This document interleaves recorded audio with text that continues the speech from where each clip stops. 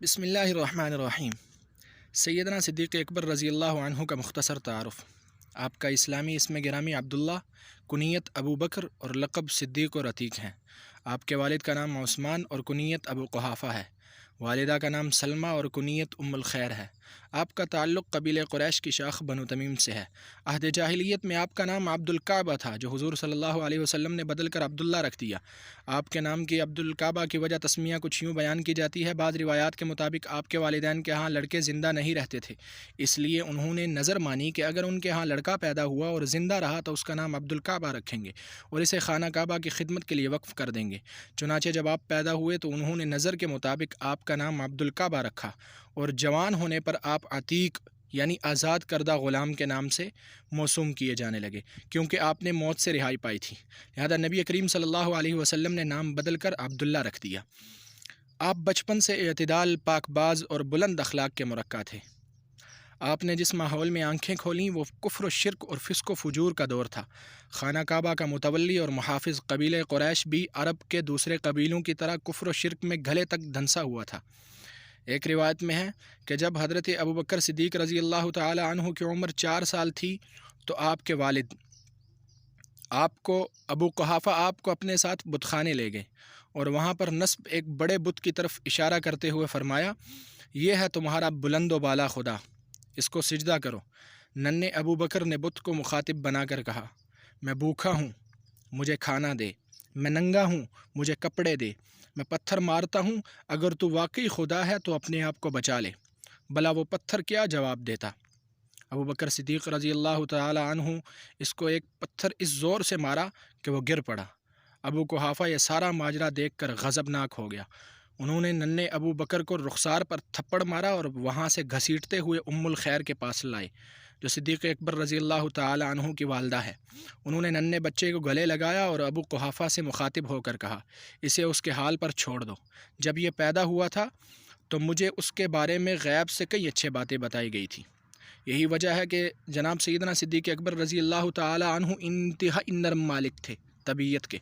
जब भी नबी करीम सल्लल्लाहु अलैहि वसल्लम की महफ़िल में बैठते तो कभी भी सारी ज़िंदगी ये वाहिद सहाबी हैं जिन्होंने नबी करीम सल्लल्लाहु अलैहि वसल्लम को मशवरा नहीं दिया, बल्कि जो आप सल्लल्लाहु अलैहि वसल्लम ने फरमाया कहा, सदक़त या रसूलल्लाह, आप ठीक कह रहे हैं या रसूलल्लाह, ऐसा करना चाहिए या रसूलल्लाह, कभी मशवरा नहीं दिया। अबू बकर सिद्दीक़ रज़ी अल्लाह तआला अन्हु के ईमान लाने और उसके असबाब में बहुत से अक़वाल हैं। उनमें से एक ये है कि बेसत से 20 साल पहले आपने ख्वाब में देखा कि चाँद आसमान से टुकड़े टुकड़े होकर काबा में गिरा। मक्का के हर घर एक एक टुकड़ा गिरा, फिर तमाम टुकड़े इकट्ठे होकर पहली शक्ल पर आ गए और आसमान की तरफ चले गए, मगर वो टुकड़ा जो आपके घर आया था वो वहीं रह गया। और दूसरी रिवायत में है कि वो तमाम टुकड़े मिलकर आपके घर आ गए और आपने अपने घर का दरवाज़ा बंद कर लिया। इन अनवार के हालात दरियाफ़्त करने के लिए आला सुबह एक यहूदी एक आलिम के पास गए और इससे ताबीर पूछी।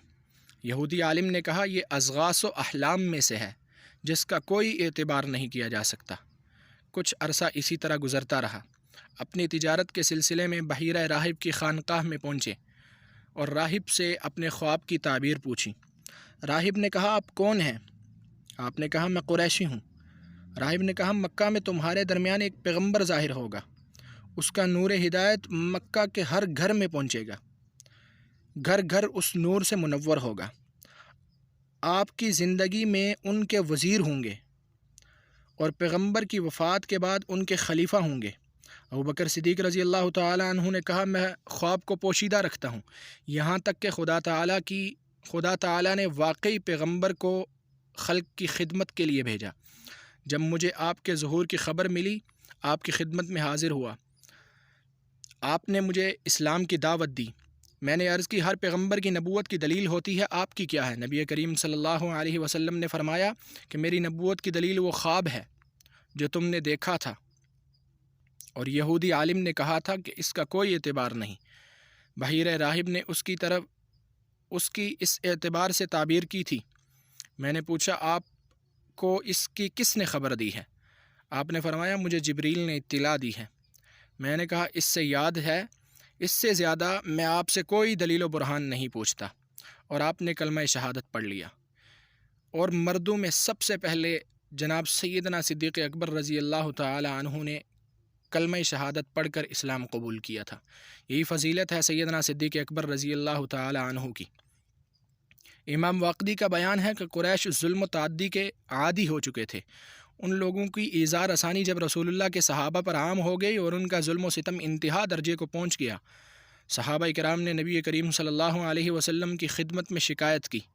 آپ نے کوئی جواب نہیں دیا، یہاں تک کہ ایک دن حضرت ابوبکر صدیق رضی اللہ تعالی عنہ نبی کریم صلی اللہ علیہ وسلم کی خدمت میں حاضر ہوئے اور عرض کی، یا رسول اللہ، اگر آپ حاتم بن عمیر بن عبد شمس پر ظلم و ستم کو دیکھتے تو ضرور مہربانی فرماتے۔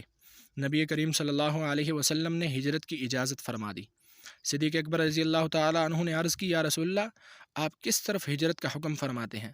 نبی کریم صلی اللہ علیہ وسلم نے فرمایا، حبشہ کی جانب رہنمائی فرمائی، کیونکہ صحابہ کرام مسافت کم ہونے اور وہاں کی آب و ہوا ام القریٰ مکہ کے مناسب ہونے کی وجہ سے اس طرف ہجرت کرنا مناسب سمجھتے تھے۔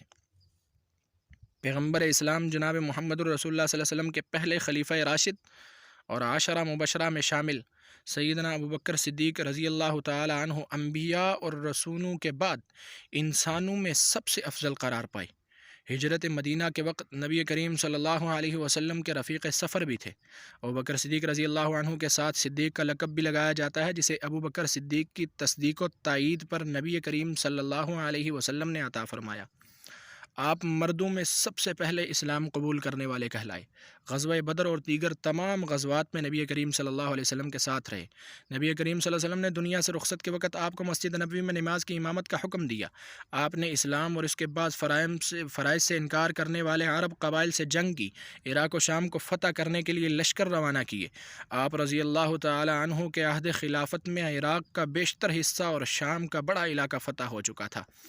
آپ رضی اللہ عنہ 22 جمادی الثانی سن 13 ہجری کو 63 برس کی عمر میں دنیا سے رخصت ہوئے، اور یوں اسلام کا ایک بہت عظیم ستارہ امت مسلمہ کے سر سے ہمیشہ ہمیشہ کے لیے محروم ہو گیا۔ اگر ویڈیو اچھی لگے تو چینل کو سبسکرائب کیجیے۔ والسلام۔